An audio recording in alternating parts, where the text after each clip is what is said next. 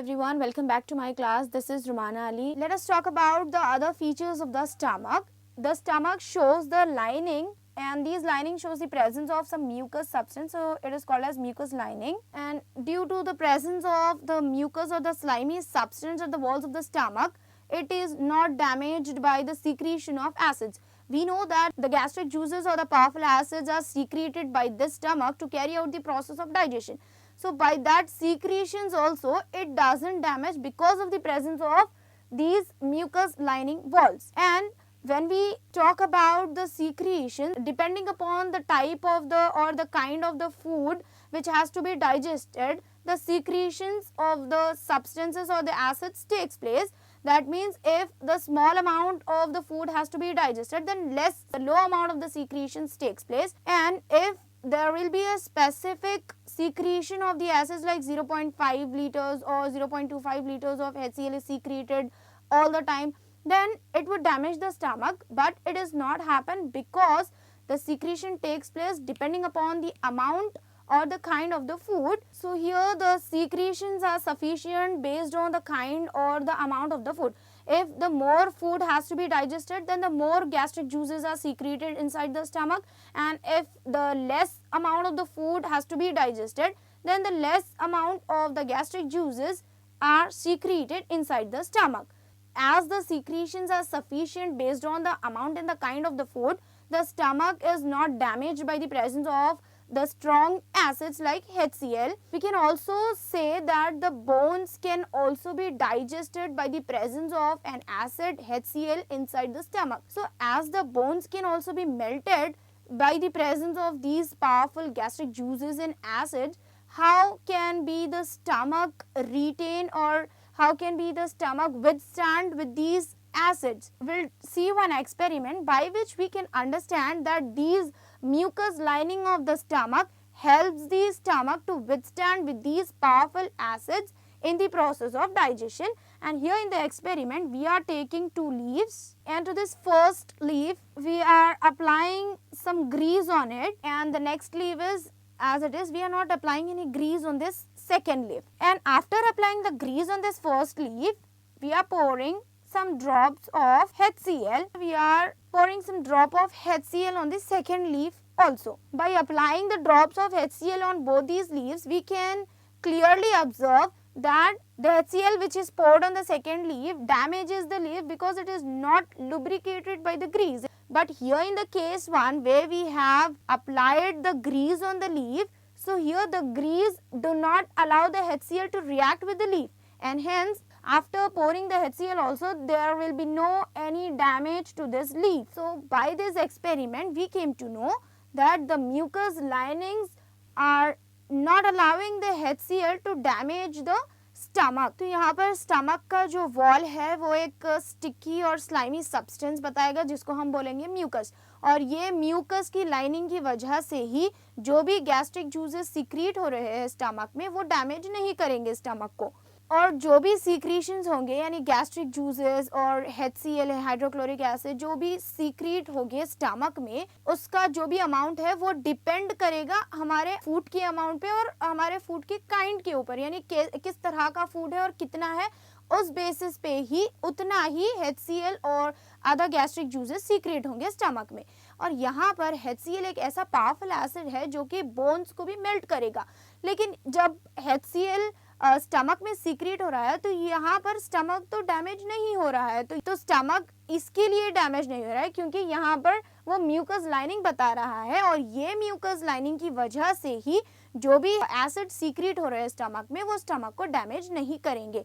और इस बात को प्रूफ करने के लिए हमने एक एक्सपेरिमेंट किया है जहाँ पर हम दो लीव्स लेंगे, एक लीव्स के ऊपर हम ग्रीस अप्लाई कर देंगे और दूसरा लीव्स वैसे ही रहेगा, और फिर ये दोनों लीव्स के ऊपर हम HCl डालेंगे।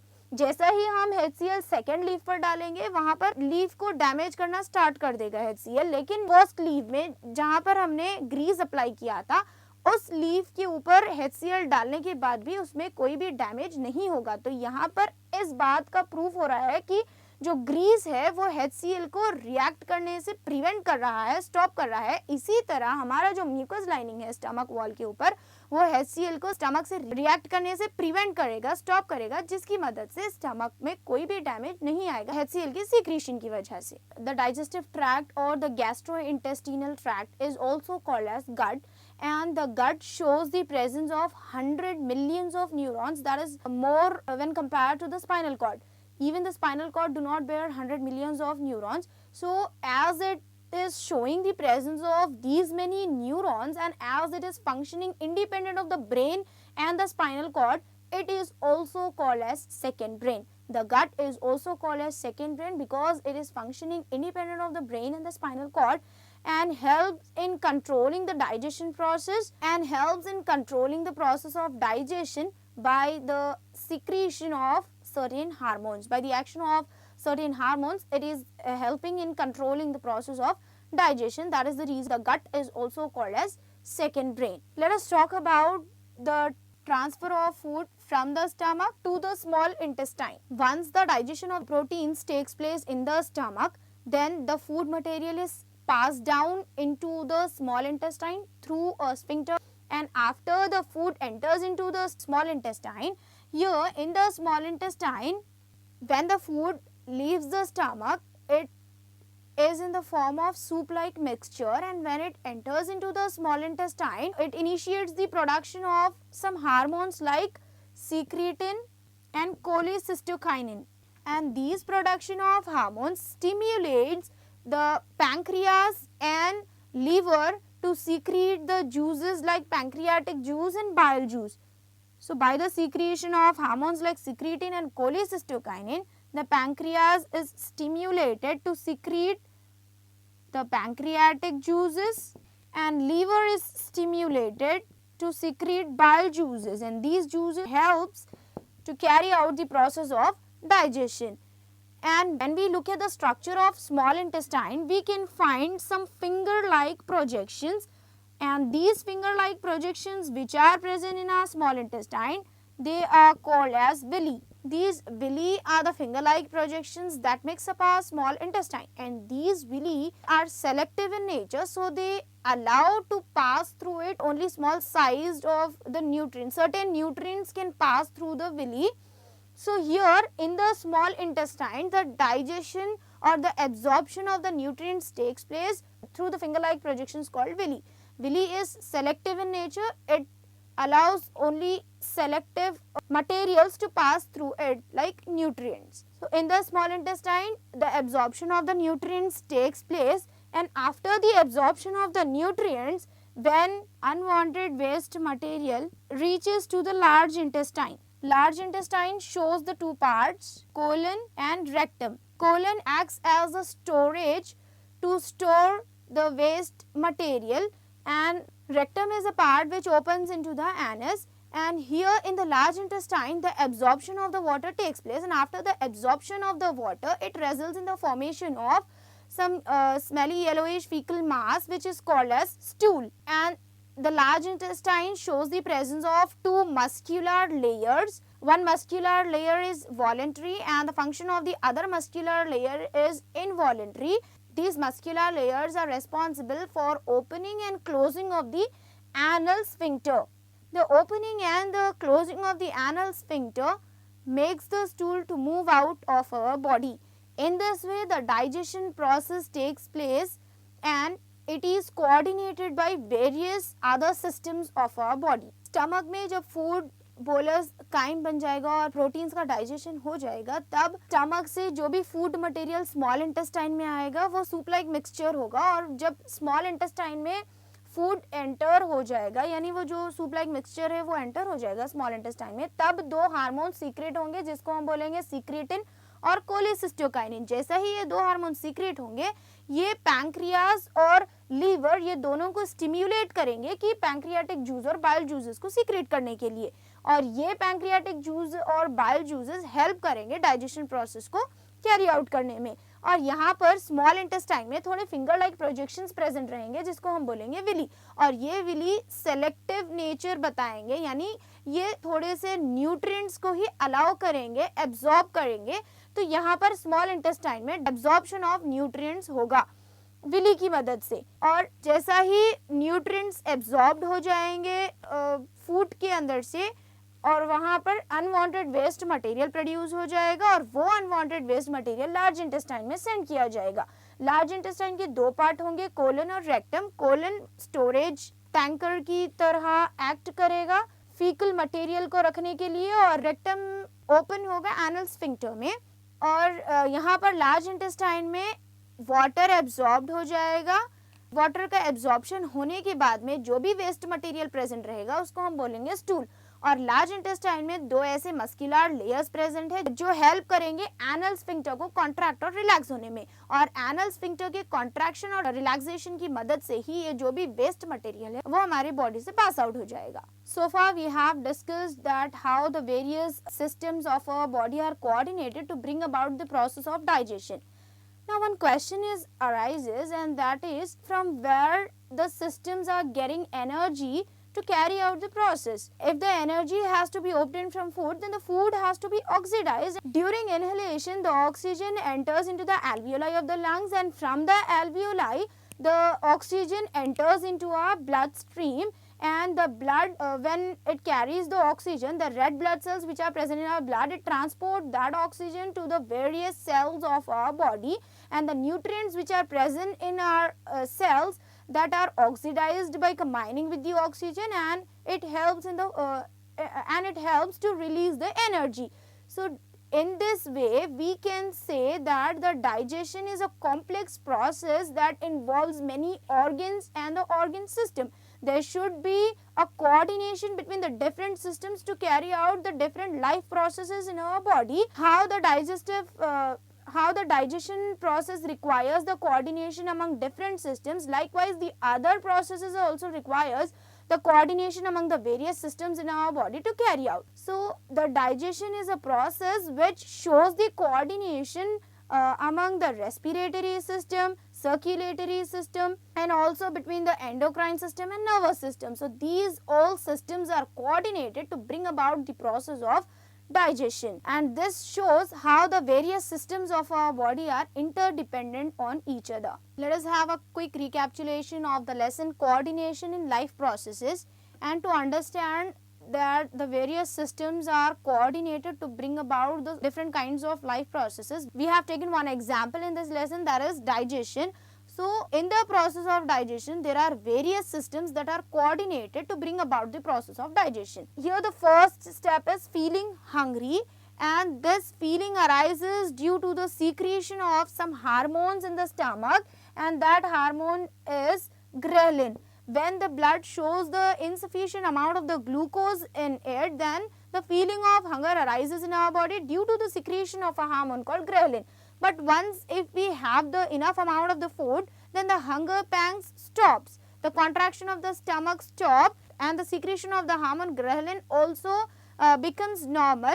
But to stop the hunger pangs and to get the stomach fill feeling also, one more hormone releases in our body, and that is leptin. So by the release of these hormones, we can feel the hunger, or the feeling of hunger arises in our body, and after having the food it also stops. So in this way the hormones are coordinating in the process of digestion. The next one is taste and smell. We know that the tongue is a part which helps to give the taste of the food, and the nose is a sense organ which helps to smell the food, which helps to identify the odor of the food. So here the tongue and the nose are the two sense organs that needs to be well coordinated in order to taste and smell the food, and the taste and smell help us to identify the flavor of the food. So here we have seen how the sense organs are coordinated that help us to give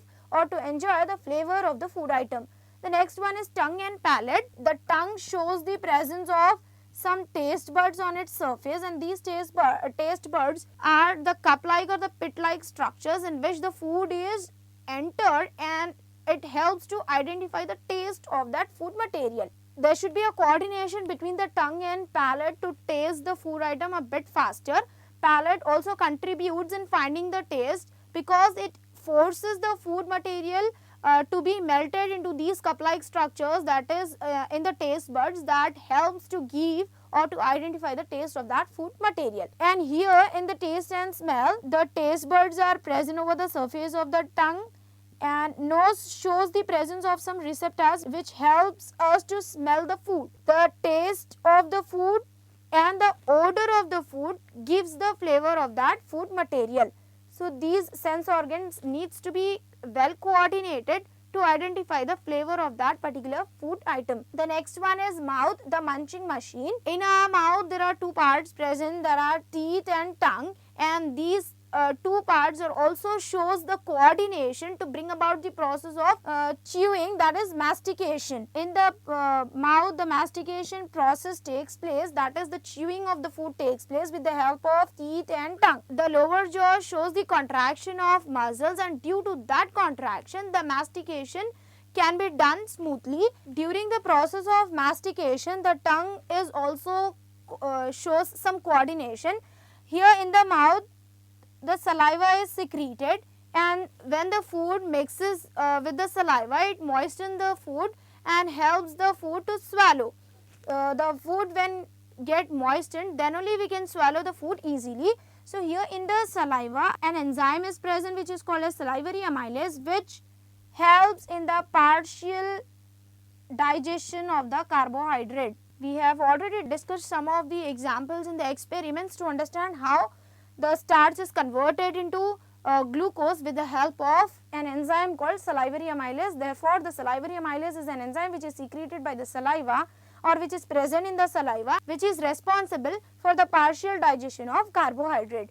Once the food is masticated or chewed properly, it enters into the esophagus, which is also called as food pipe. So the process of the swallowing takes place in the part called esophagus.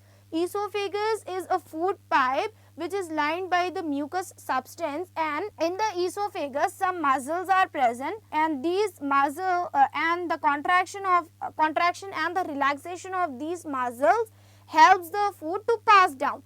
The movement of the food by the contraction and the relaxation of the muscles which are present in the esophagus is called as peristaltic movement. So by the peristaltic movement of the esophagus, the food can pass down into the stomach. Once the food reaches the stomach, the digestion of the proteins takes place, and in the stomach the physical as well as the chemical activities takes place. In the stomach, the gastric juices and some acids are secreted that mixes up with the food and helps in carrying out the process of digestion. And the physical events include the contraction and the relaxation of the muscles which are present at the walls of the stomach. The muscles of the stomach wall contract and relax, that means it is also showing the peristaltic movement to pass down the food.